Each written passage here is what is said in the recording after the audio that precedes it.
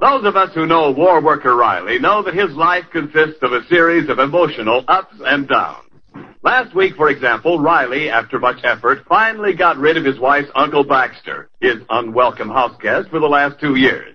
And brother was Riley up. But no sooner did the door close on Uncle Baxter than in came Baxter's brother, Uncle Buckley. And brother was Riley down. A week has passed, but Uncle Buckley is still there, and Riley is still down. At the moment, he is brooding in the living room of the small Riley house in the suburb of Los Angeles.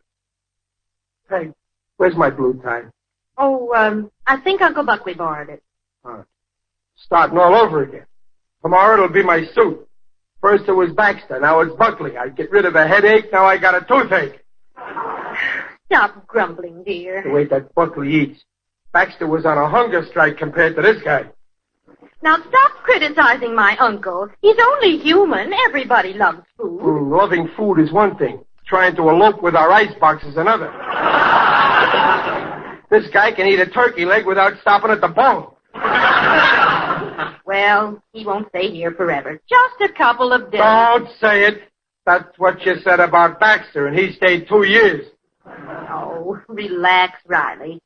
Here, I'll turn on the radio, and you can forget your big trouble. We are facing political disaster, and I'm going to tell you why. No, you ain't, pal. Oh, look, why'd you shut it off, Riley? Oh, it's just one of them politicians beating his gums again. Those fellas must have iron tonsils. Oh, here's Uncle Buckley. Oh, yeah. What's the matter with you, Uncle Buckley? I just had a very narrow escape. You're lucky to see me again. You call that luck? Riley, what happened, Uncle Buckley? Oh, I've been chased by a pack of ferocious manhunters. It couldn't be income tax collectors because you ain't got no income. I am referring to dogs, Riley, wild dogs. I beat them to the house by inches. For goodness sake, Uncle Buckley. Wild dogs, huh? How many? I did not pause to count them. Big beasts with long, sharp fangs. But what kind of a town is this where citizens can't walk in the street without being eaten alive by murderous hounds? Now, don't you start knocking the town. We got a nice little town here, and our dogs behave. They don't eat between meals.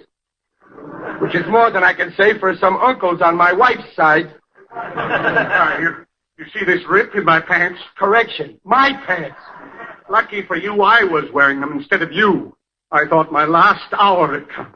The rest of the pack was closing in with gripping jaws. And then suddenly... Hey, Bob, you should have been there. Uncle Buckley just got chased by a dog. One dog? Junior, my boy, kindly do not exaggerate. There were conservatively at least 10. Listen, Uncle Buckley, Junior ain't so hot at arithmetic, but he can count one dog. How big was it, Junior? Oh, just a little pup. A little pup. The animal was the size of a full-grown calf. Uncle Buckley, you didn't even see him good. You were skinning over our back fence so fast. I cleared the fence in one superhuman leap. And you snagged your pants on a nail skinning over. Well, that'll be evidence to prove my story in court. In court? Yes. Now, wait a minute. You ain't taking my pants to court. I am suing the city. Why? It's supposed to have a dog catcher. Well, there is a dog catcher. Isn't there, Riley? Sure, a fellow named Johnson. Well, I'll just have the dog catcher removed from office. Gee, don't do that. Mr. Johnson is a good dog catcher. I'll have that incompetent discharged by this time tomorrow. Oh, yeah? How you gonna do that? Why, Mayor Petty is an old college chum of mine. Oh, Uncle Buck, don't get Johnson fired. Maybe the next dog catcher won't be a nice guy like him. Don't worry, Junior. Don't worry. Uncle No Buck is talking through his hat. Johnson ain't gonna lose no job. I don't suppose you want to make a little wager, do you, Riley? I got $5 that says you don't know the mayor well enough to get nobody fired. That's a bet. I'll take care of it the first thing tomorrow. Now, Uncle My Buck... dear niece, I'm going to teach your husband a lesson. My honor is at stake. And $5.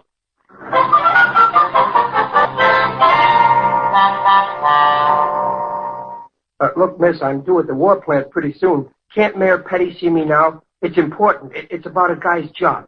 Lots of people want to talk to the mayor about getting jobs. Yeah, but this guy's already got a job. He's the dog catcher.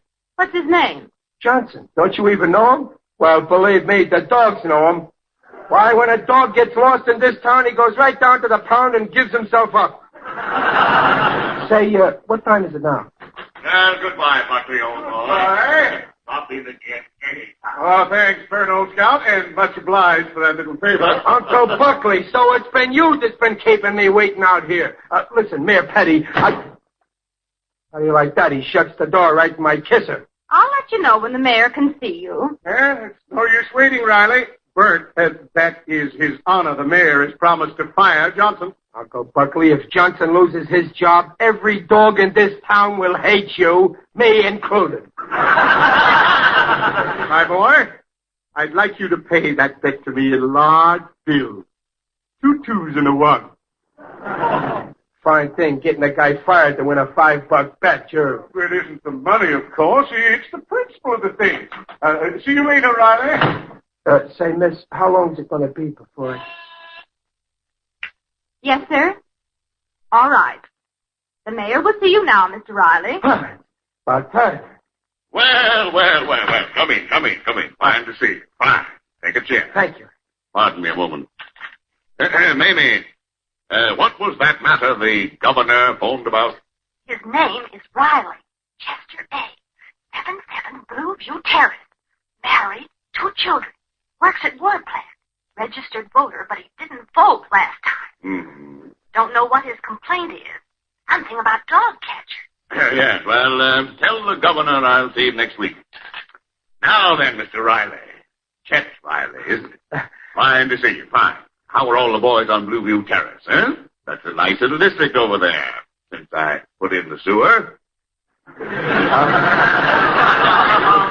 Thanks, Mr. Mayor. That's the prettiest sewer I ever seen. And by the way, Chet, how's the little wife and your 2 kiddies? Lovely kiddies, lovely. They're okay, thanks. Say, I didn't know you knew me so good. Why, Chet, all the citizens of this town are just like my own family to me. And by the way, I didn't see you at the polls last time. We missed you, Chet. Well, I guess I was kind of busy. Chet, it's the duty of every citizen to vote for the right man.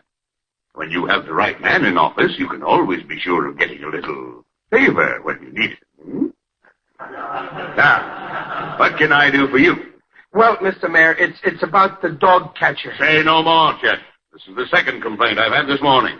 Johnson's through. Wait a minute. I ain't complaining about Johnson. He's a great dog catcher. Huh? Yeah, you've been listening to a lot of scandal mongrels. Like that guy who just left here. Well, I suppose there are 2 sides to the case, Chet. Well, of course, with the election coming up, my friend Buckley has promised me strong support in his district. Is that so? Well, let me tell you something, Mr. Mayor. I know a couple of voters myself at the war plant where I work. Mm-hmm. I see. And you can swing their votes, huh? Have a cigar, Riley.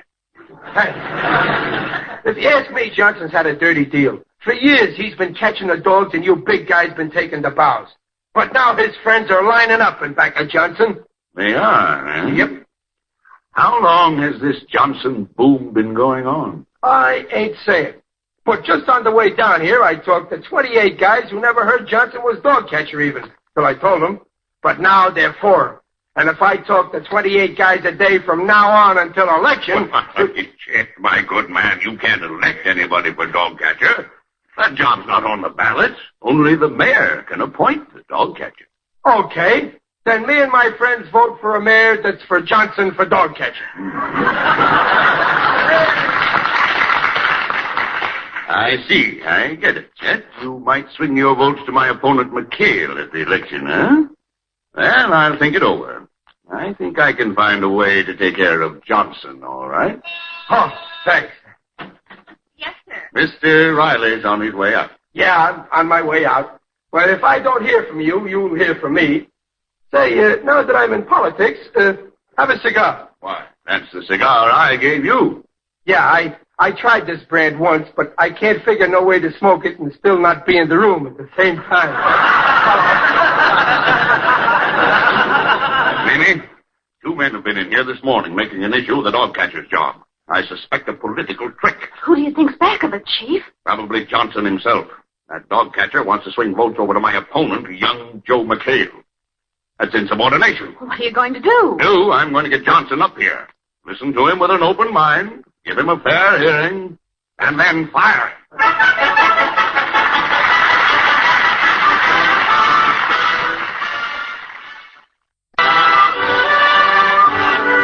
Riley has put in his day's work at the war plant after leaving the mayor's office, and now we find him waiting for some word from Mayor Petty on the matter of Johnson for dog catcher. When the word comes, it's through an unexpected channel. Hey, Pop, look who's here to see you. Mr. Johnson, the dog catcher. Oh, yeah. Glad to see you, Mr. Johnson. Hello, Mr. Riley. Excuse me a minute. I think a dog got in the house. No, it's me. Always do that when I'm nervous. Get a catch in my throat. Oh, Mr. Riley, I come here to find out what you got against me. I got nothing against you. How do you mean? Mr. Riley, after you talked to the mayor, he got it into his head I'm out to vote the party. So he tied a can to my tail. To me. Mr. Riley, I've run that dog pound 8 years. Junior, go get Mr. Johnson a drink of water. Get it in a pan. Oh, okay, Pop. What do you mean the mayor tied a can to you? He told me he'd take care of you. Well, he took care of me, all right. I'm fired for meddling in politics, he says. Why, the double-crosser. I didn't think it would work out like that. I was kind of trying to bluff, see? Your bluff cost me my job. I'm awful sorry, Johnson. I'll have to get you another job to make up for losing you that one. I don't want any other job. I want my old job back. I like dogs, and dogs like me. Well, don't worry, Mr. Johnson. I'm going to get you your job back as dog catcher. The mayor's pretty sore. Says I'm biting the hand that feeds me. Oh, is that so? Well, let me tell you something. He ain't feeding you. The taxpayers feed him. Who does he think he is? He's the mayor, Mr. Riley. Oh, yeah? And how does the mayor get his job? The people give it to him. And they can take it back if they want it. They can vote for the fellow that's running against him, young Joe McHale. Guess Mr. McHale would appoint me dog catcher. But most folks think McHale hasn't got a chance to win. He didn't have, maybe, but now he's got me on his side. Listen, already I got a great campaign slogan. Yeah? Yeah. A dog is man's best friend, and a dog's best friend is Johnson, and Johnson's best friend is McHale for mayor. Hey, that sounds good. Mr. McHale does like dogs. He drops in at the pound every so often. Here's some water, Mr. Johnson. Oh, thank you. Come on, Johnson, lap it up. I mean, drink it. Okay, we start our campaign tomorrow night. Now, I'll phone McHale and tell him we're electing him the next mayor, and he's got to make you dog catcher. You really think we can swing it? That Mayor Petty's pretty smart. Well, don't worry. I'll outsmart him. I got more brains in my little finger than I got in my whole head.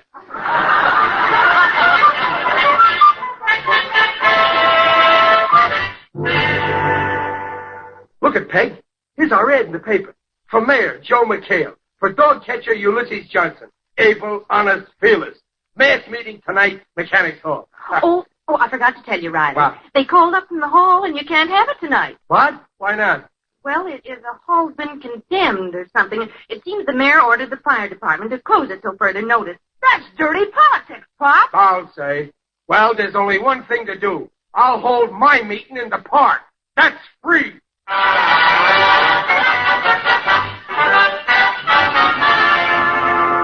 Friends and fellow citizens, I want to introduce our next mayor, Mr. Joe McHale. Fellow citizens. That's enough, buddy. Bring it up. What's the matter, officer? Ain't we got free speech in this country? Not without a license. You got a license to make a speech here in the park? I ain't making a speech. I'm talking to myself. Can I help it if this crowd is listening?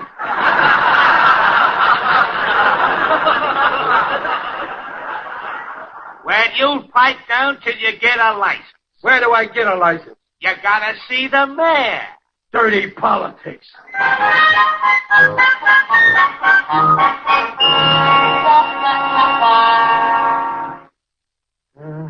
Guess it's no use, Riley. Tomorrow's election day, and we still haven't found a place to talk.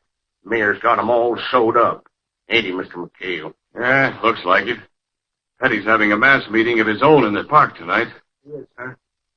Listen, I got one of my most great ideas.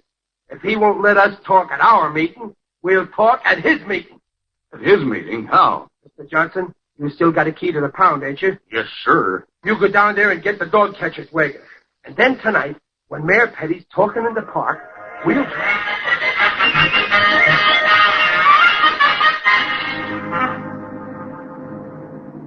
About close as we can get without being seen. Gee, look at the big crowd. Okay, stop the truck. Junior, you back there with the dogs? Oh, yeah, Pop. Okay, get out and get up close to the platform. Johnson, you get at the other side of the platform, and I'll get in front. Take your signal from me. Mr. McHale? Yes, Riley. When you hear the signal, Mr. McHale, do like I said. Okay? Let's go.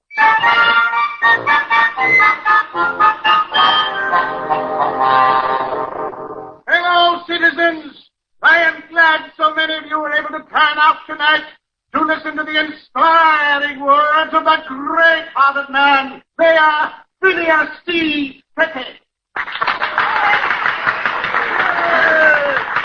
Hello, citizens. When you go to the polls tomorrow, there will be only one question in your mind, and that question will be, Where's my dog gone? no heckling, please. Who's heckling? All I ask is, where's my dog? I am not the dog catcher. Well, that's tough. This town needs a good dog catcher. Since you fired Johnson, nobody can find their dogs. Stop it, officer. You've lost your dog. Go to the pound. They ain't in the pound no more. They're all over town. Ridiculous. Is that so? I bet my poor little dog is wandering lost in this park right now. Well, this is a political trick. There are no dogs at large in our fair city tonight. I dare you to let me call my dog. Go ahead. But be quick about it. This is a serious political meeting. Here, Fido! Here, Fido! Here, Fido! Here, Fido! I hear him. Here, Fido! Here, Fido! Come on, boy! Here, Fido! Oh, dog food, huh? Listen to that, folks! Here, Fido! Wait! Stop! Keep him off! Hey! Follow up to me, Jake! Across the crowd! Fine, yeah, that guy is. Afraid of a couple of little dogs. Don't go away, folks! In a minute, we'll have a speech out of Joe McHale, our next mayor, who ain't afraid of no dogs.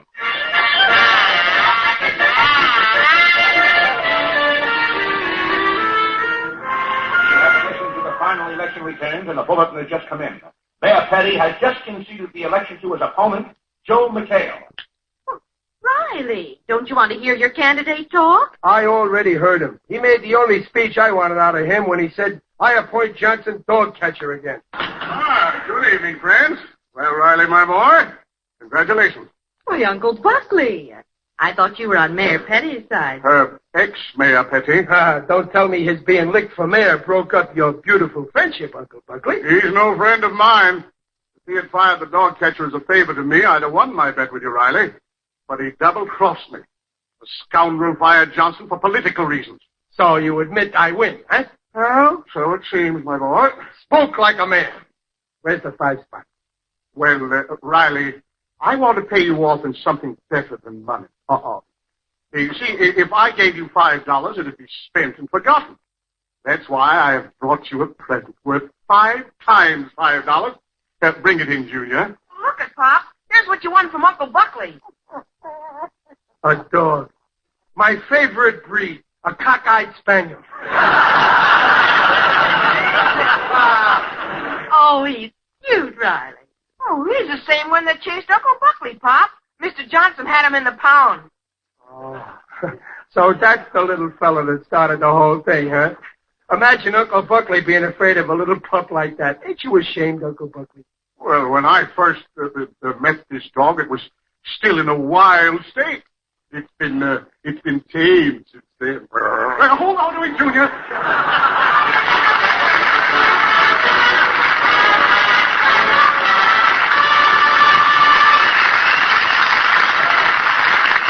go away, folks. As Riley says, it's wonderful to have meat back on the table. You're going to hop out of bed a little faster because there's good meat for breakfast. You're going to open up your lunchbox or sit down at the lunch table more eagerly because there will be more generous slices of meat in your sandwiches. You've missed that meat, haven't you? Your mouth has been watering for meat, and more of it. Well, here's something you may not have thought of.